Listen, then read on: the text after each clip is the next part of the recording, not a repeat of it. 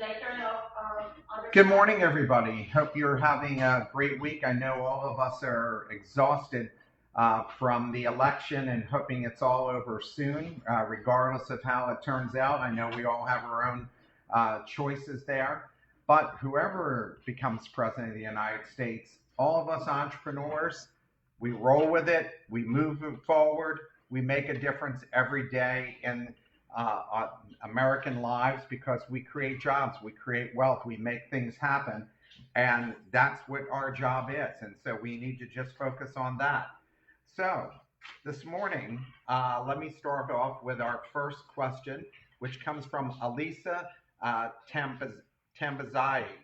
And Alisa asked the question, I want to start an organizing business and I'm not sure if I should start from scratch and create a new LLC, use my old one and recreate it, or start with a trial clients before I do anything. Her business description is, I currently have a consulting business that I've taken off and I'm not sure that is where my passion lies right now. I realize one of my main passions in life is organizing and I feel I should be much more successful doing that for people as I already have in the past. I feel that I could market to my existing clients and friends for now and see where that takes me. I already have one client and I do this for, and I get compliments on how I'm organized and how my life is. My elevator pitch is my services prepare all of my clients' life documents. We work together to create a unique customized book, toast everything from your wills, funeral arrangements, tax insurance, auto, home, and much more. My services intend to lift much of the stress on families after a loved one passes. First of all, I like this idea. I think this book sounds like this service sounds like a fantastic idea. So I would be surprised if you're not successful with this because everybody needs this kind of organization. But you asked if in fact, if you start this, should you not start from scratch and create a new LLC? I think if the business is relatively the same, I think it's fine to use the same LLC. And in fact, I remember a story from a guy named Pete Musser, who is a world famous venture capitalist.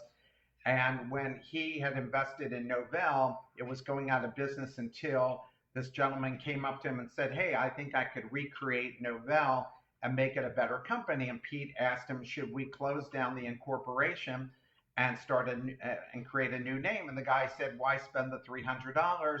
We already have an incorporation. Let's just use that. So I think that if you can use it, unless it's giving a name like it's Joe's Steak Sandwich and you're in a totally different business, if I were you, I would just keep the incorporation and use it. If you're looking at it as a spin-off, totally separate business. So for instance, I have 5 other businesses and I separately incorporated each of those businesses because they're all different types of businesses and don't fit with the main business I have, which is consulting to entrepreneurs, Kramer Communications. So I have stress-free family business, and that consults to family businesses. I have something called Funding Organizer, and that provides a service to banks to collect information from companies that want to apply for a commercial bank loan.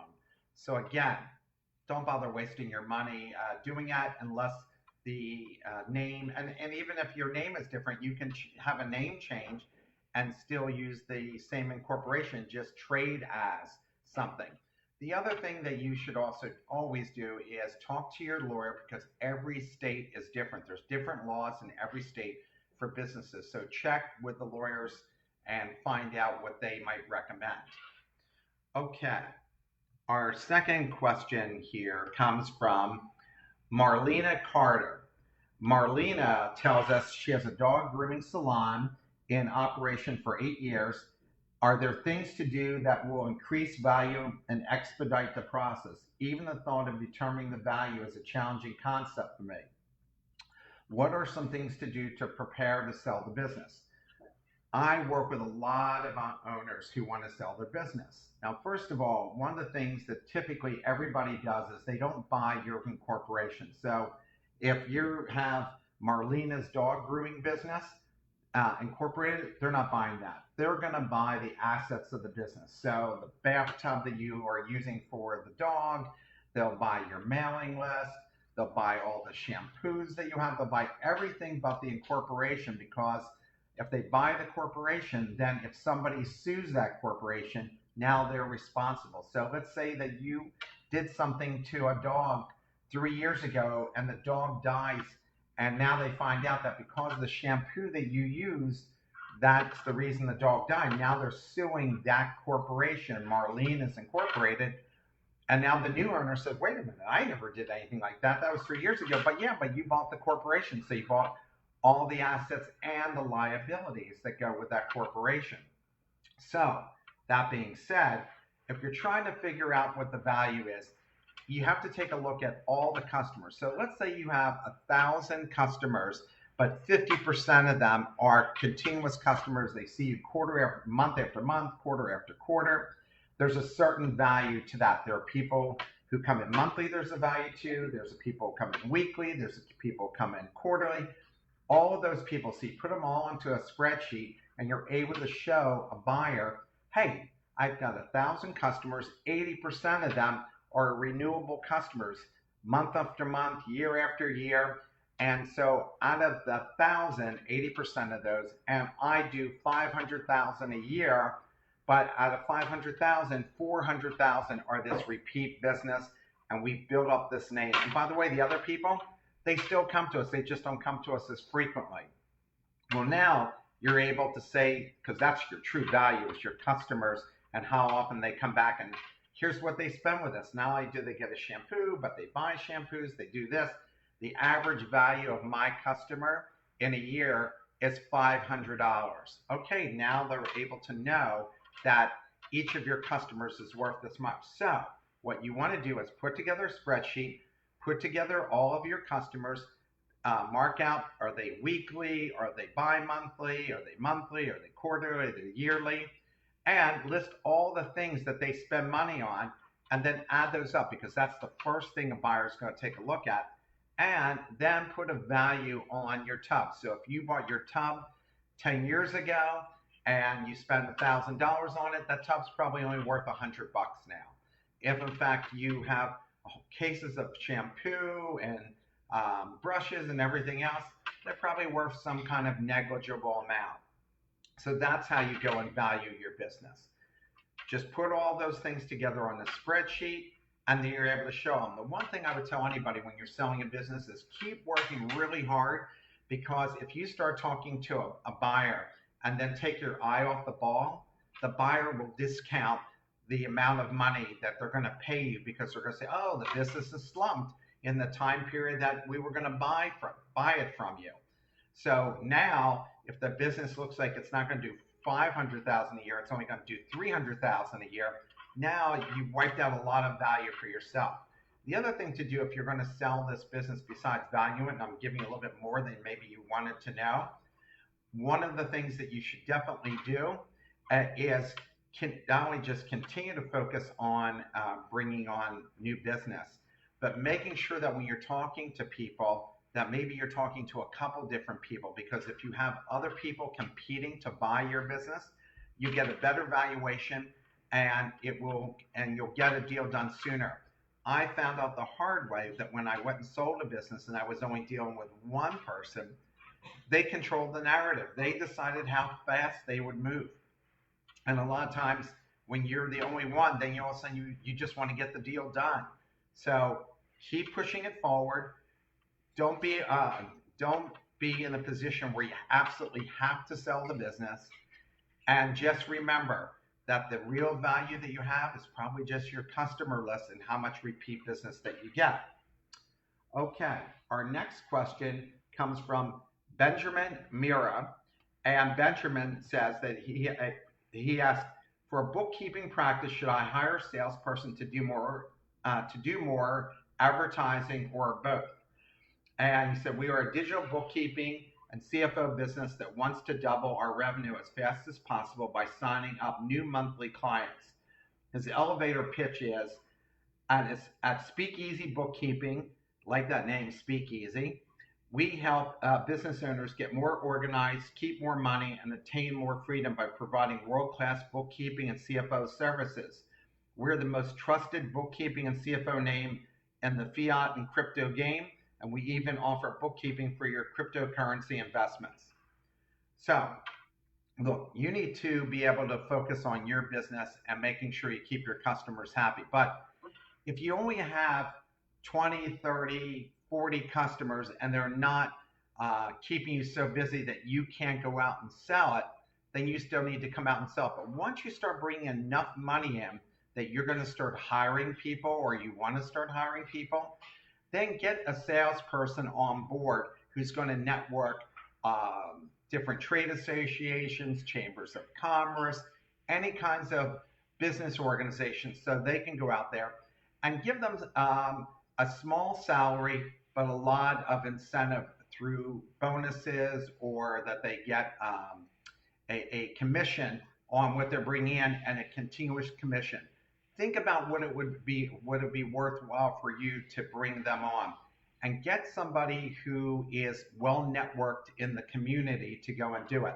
So if you're not really good at sales and you really don't like to sell, and you're also having to do the work, once you know that you have enough customers in, that you can at least get somebody started to help you on this, or you might even consider bringing in a partner, and they can be a minority partner, and they could go and earn 20% of the business, because it's a nice reoccurring revenue business. I mean, rarely do people change their accountants, their insurance brokers, their doctors, their barbers, their hairdressers. And in fact, in the accounting world and the legal world, when somebody picks an accountant or a lawyer, typically 95% of the time, they stay with that lawyer or accountant until they leave the business, or they outgrow the accountant or the lawyer. So you rarely, and I'm sure you found this, rarely do you ever have a customer that leaves you, as long as you're doing quality work for them. So yes, it would be good to hire somebody, but make sure you put the right compensation schedule together, the right type of person that has a drive to help you grow this business, and also decide how big do you want to grow this business. I know consultants who don't want to grow a large business because they don't want all the responsibility of employees and taking so many customers on that they don't have work-life balance. So you have to determine what kind of work-life balance that you want as well. Okay, our next question comes from Gabriel Suarez, and Gabriel tells us that he's looking for suggestions or advice on sourcing non-traditional or non-SBA financing options for franchisees, loans anywhere from $75,000 to $150,000. His business description background are: because my franchise model includes the sale of CBD oil, most traditional lenders such as major banks or the SBA will not offer financing to our franchisees. I need help finding alternative financing solutions for our franchisees, even lead to someone very experienced in this field that may be able to help me appreciate it. And the elevator pitch is: I'm founder of Natural Life Stores franchise company, offering brick and mortar franchise opportunities. Natural Life is a chain of retail wellness and health stores, especially in all natural products. So there's a couple ways that you could go here. One way is to go to private equity and ask a private equity firm who believes in this concept if they will provide the financing for you and a share in the ownership of this franchise business. You might also go to other large healthcare franchisors and ask them if they would like to join you as a partner in this business. And another group to go to is go to the crowdfunding sites that provide loans, and see if there's a partnership that you could develop with them. And also another choice would be going to angel investors and see if a group of angel investors would be interested in getting involved in this and putting up a certain amount of money, that they would have both equity and get a return on investment, either through interest or what Mr. Wonderful and Shark Tank always love, which is royalties. So that would be a good way for you to go. So you don't have to depend on the banks. We know this is a fast-growing market, although we have been hearing some of these companies have been going out of business because there's so much saturation and so many players in this business. So hopefully you've got a good plan for them, a good marketing strategy, and that you're able to help them not only survive but flourish in whatever area of the country that they so choose. But those are the best sources: private equity, angel investors, crowdsourcing, those folks who have the capital to go and do it and could have some equity, royalties, or get a rate of interest on a loan that's convertible. All of those types of folks would be good for you to go and contact. The next question is from Trish Murphy, and Trish says, is it critical to have a trademark when you create a brand? Are there inexpensive ways of getting around trademarks being denied? I sell false eyelashes online. I created my own brand of false eyelashes that has done pretty well, but have run into trademark issues with the name. They've been worn by Miss USA title holders and contestants on The Bachelor, so some good products and photos for them, and everyone has really loved them. I haven't done a ton with trying to sell them wholesale because of not having the name trademarked. But do sell them on my website along with other brands. The trademark hasn't been approved because it's the name of the geographic location. Should I continue using this name or start over with a name and branding in order to ensure I get a trademark? So, what the first thing you need to do is contact an intellectual property firm. And if you don't have one in your area or you don't know one, you can reach out to Sean or reach out to myself, and I'm glad to make some introductions for you. And it's pretty easy actually to even trademark on your own, and you might create a name or ask your customers for suggestions of names. I've known businesses where they put out a contest and ask customers for a suggestion for a name, and then they go and trademark that particular name. And you can trademark a name as long as it's not competing with another trademark in a similar business. So let's say you call yourself Yahoo Eyelashes. And Yahoo, we already know, was a search engine. So if you had Yahoo Eyelashes, probably Yahoo can't serve you because you're in a totally different field. But that again being said, you should definitely contact an intellectual property attorney. And frankly, trademarking your name, unless you have great aspirations for it to grow to be a really significant business, you really can't do much with the trademark in terms of selling it. It's not like a patent where even if the business isn't successful, the patent has certain value. Trademarks like Coca-Cola, like AT&T, only have value once you've grown a business that everybody knows its name, like Facebook and Google and some of those other things. If Michael Jordan trademarked his name, of course, there's real value because everybody on the planet knows who Michael Jordan is. So take a look at contacting an intellectual property attorney. And if you don't know one, ask Sean or myself, and we'll be glad to make an introduction for you. The next question is from Lindsay Lannan. And Lindsay writes, what are some red flags to look for when opening an account with a vendor or reviewing a contract? She owns Lindsay owns a chocolate company, and I've been starring to gather vendors for packaging, chocolate supplies, and I want to make sure I don't get myself into a situation when I overpay or agree to a contract that I regret. So if you're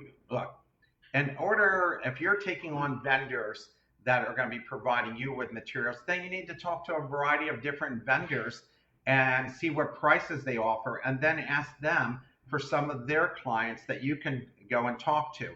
And also look online and see if anybody's written anything negative about them, about the quality of the product or their pricing, or somebody else has a better suggestion for you.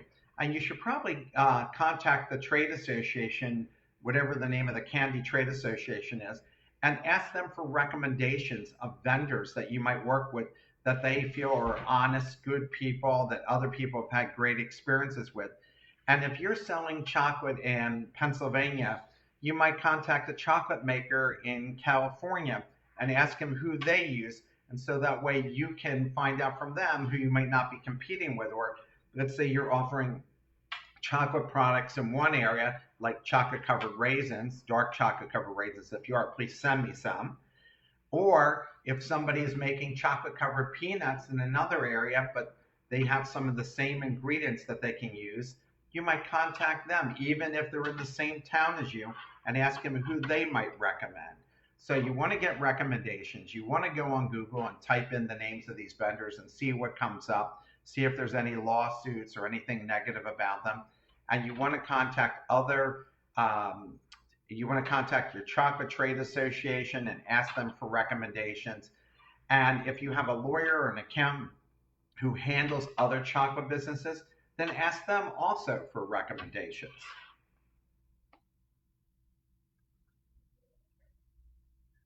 Our next question comes from Kimberly Patterson, and Kimberly asked, is it okay that 50% of my earnings went into running Facebook ads?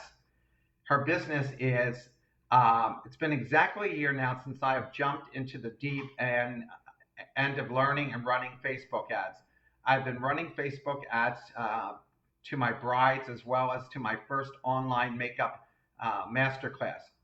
In all, I've spent $5,700 roughly and earned $12,000. Kimberly Patterson Beauty provides premium bridal and beauty services and classes for women who love the natural yet enhanced makeup look. Anytime, whether it's Facebook ads, print ads in newspapers, radio, television, doesn't matter what it is. What you need to look at, and it looks like you got a good return, but I don't know what your net is. So let's say that you're spending this $5,700, you're getting $12,000 in return. Great. So that looks really good.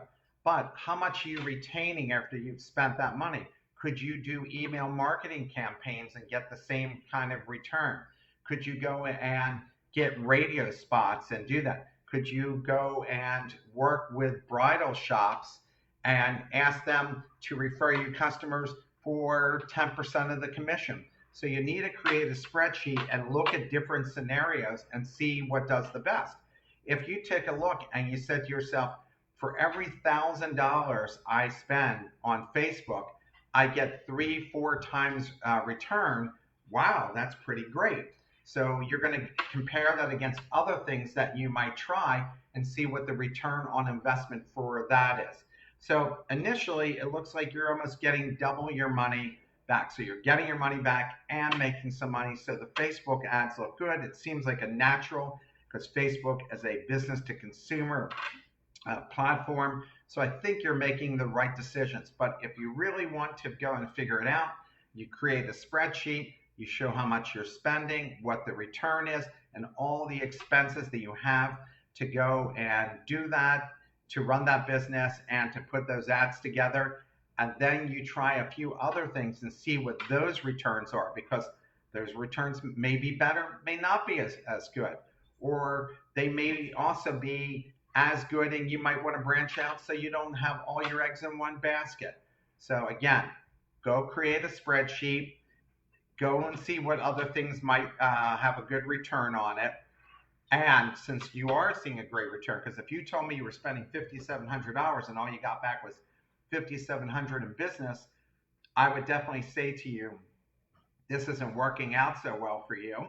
You need to try something else. But since you are getting good return, and as you collect all these brides that you're working with, then you should incentivize those brides to be ambassadors for you and ask them to please email to their social media list and put it on Facebook, show pictures of what they've been able to do with your product and your services, so people will look and say, oh my gosh, how can I call that business and help me out as I'm getting prepared for my own wedding?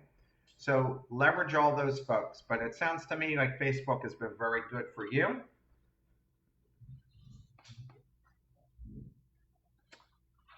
Our last question comes from Brianna Carroll. Brianna asked, what's the best way to start collecting email addresses and a mailing list? How soon before our grand opening should I start collecting this info? How soon before opening should I start offering pre-sale items? So her business is, I'm opening a play center for kids that offers other services such as adult fitness and yoga classes, kids classes, swim classes, healthy cafe, parties, and a salon and spa. I assume about a month or two before opening, I'll start offering pre-sales for birthday parties and memberships. I like some suggestions on if that's a good thing. There's also so many options to get email mailing list and would like some advice on what the mentors think in the best way. I will be passing out flyers to businesses, schools, and such, plus hosting pop-up events, but also planning to send flyers to residents by buying mailing lists for new moms and parents. Just not sure if this is the best plan of attack. The business is Wow Mom's World is an upscale multi-service center for modern families focusing on parental well-being and child stimulation. I think it's also a place that you're keeping your sanity, from the kids getting to play there to you getting pampered and working out and getting the stress out. So I applaud this new business that you're starting, and it sounds out great. If I were you and I was doing this business, first of all, I would start buying lists now on a regional basis, because I'm assuming that all of your customers are coming from within a 5 mile radius of your business. And I would contact marketing people who have marketed these kinds of centers, or owners who own similar businesses in other cities and states, and ask them what's been successful for them. And I would contact the trade association for similar types of businesses and ask them if they've done any studies on this area. Now, in terms of buying mailing lists, typically when you're buying names, where you're getting the name, the phone number, the email address, and the email address is most important, these are going to cost you about 50 cents a piece. What I might do to start accumulating these lists is maybe advertising in local church bulletins, both online and in print. I would advertise in the school. I would advertise everywhere that's relatively inexpensive. And I would give a discount to the first 100 or 200 people that join. You want to set a specific number and a specific time period so people want to jump on it right away. Because if you say, if you pre-order now but not say that there is a certain number of them available, there's no rush for people to go and do it. That's why you see these ads where it says 20% off for the next 24 hours. And if you don't take it then the percentage is going to drop to 10% and then to nothing. So they have to create this immediacy in order for people to move forward. And then you might ask all your friends and relatives, if they live in the area, to email people out and to put it on their Facebook, on LinkedIn, anywhere, and let people know that you are starting this business, and drive them to your website and be able to get on. And then I would start having people post pictures when they do finally join you and experience it. But you should definitely have a big open house. And if you're in a small town, ask the mayor to do a ribbon cutting with you. So any of these things that are going to go and attract people to come out that first day, and really spend a lot of money on the grand opening. But considering that we're in COVID right now, you might delay this until there's a cure in place, because there are going to be a lot of people who are going to be very hesitant to utilize your business until they know it's safe. Even with the mask and everything, you could end up spending a lot of money. So I would suggest, if you're still planning on opening, do a soft launch where you're inviting people to try it out, and they're experiencing it, and then maybe they'll join. So you might say for the first week, it's free for people, or for some period of time. I know I've done a lot of startups, and myself, I always give people free for a certain period of time. I mean, that's why Dropbox and everybody else offers a free version that they know that you'll clearly outgrow, but they offer it so you have the experience of using their product or service. That's why you can go and take a yoga class for free or any of these others. There's even a site that tells you about all the free classes that you can go and take because all those people are hoping that they'll convert you once you get there. So that's what you're looking to go and do. So again, thank you for your questions. I hope all of you have a safe day. And remember, no matter who wins this election, we're all Americans. We're all in this together. We're all family. And we all have to work together to create a place that everybody else has looked up to for the past couple hundred years. The rest of the world has always admired us, and we want to make sure they keep admiring us. And good luck creating those new ventures, jobs, and wealth in your communities. Have a great rest of your day and a great weekend.